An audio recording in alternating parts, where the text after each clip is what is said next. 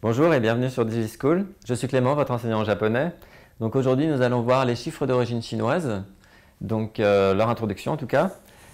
Tout d'abord, il faut signaler qu'en japonais, on utilise deux types de chiffres. Donc les chiffres d'origine chinoise qui servent à compter sur les mains par exemple, ou alors à compter les heures ou l'âge. Et les chiffres d'origine purement japonaise que nous verrons plus tard.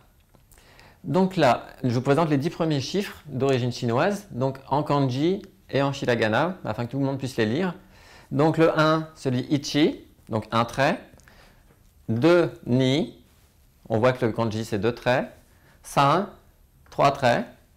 À partir de là, c'est assez simple. Ça se complique évidemment un peu plus. Ryon, 4. Go, 5. Roku, 6. 7, alors c'est Shichi et Nana. Ah, je viens de voir que j'ai fait un petit oubli et je vais expliquer tout à l'heure pourquoi. Nana, donc pour 7, Nana et Shichi. Pour 8, Hachi. Pour 9, Kyu ou Ku. Et pour 10, Ju. Donc en fait, pourquoi il y a plusieurs lectures possibles pour certains chiffres d'origine chinoise?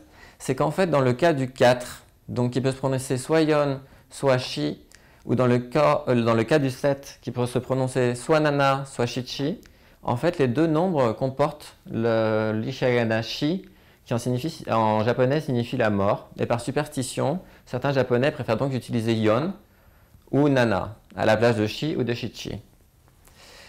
Donc voilà, le 7 et le 4, nous venons de le voir. Le fonctionnement des chiffres, alors pour vous expliquer le fonctionnement de la façon dont on calcule, en fait, ça se base un peu de la même façon qu'en anglais, principalement. C'est-à-dire que, quoi qu'en anglais, les dizaines sont un peu différentes. C'est-à-dire que dans tous les cas, pour 35 par exemple, on le divise en 3, 10, 5. Donc par exemple, pour 42, ça sera 4, 10 et 2. Et ça sera exactement pareil pour les centaines et les milliers. Ça fonctionnera toujours sur ce schéma et on verra par contre les particularités. Alors, la façon dont on peut utiliser ces chiffres, donc pour l'âge, notamment, dans ce cas-là, on rajoute les particules sai, donc qui désignent l'âge. Donc si vous voulez dire j'ai 24 ans, vous dites watashi wa niju yonsai desu. Ensuite, pour l'heure, donc on utilise la particule ji, ou la particule funbun pour les minutes. Et donc par exemple, il est 10 heures, ima wa jouji desu. Ima donc maintenant, donc c'est maintenant, il est 10 heures.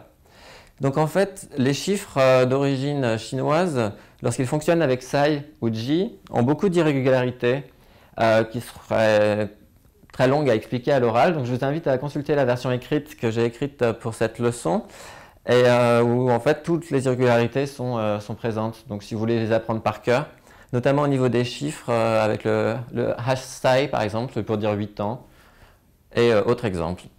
Voilà, j'espère que ça vous a plu et que ça vous a un peu aidé à comprendre les chiffres en japonais, et je vous dis à bientôt.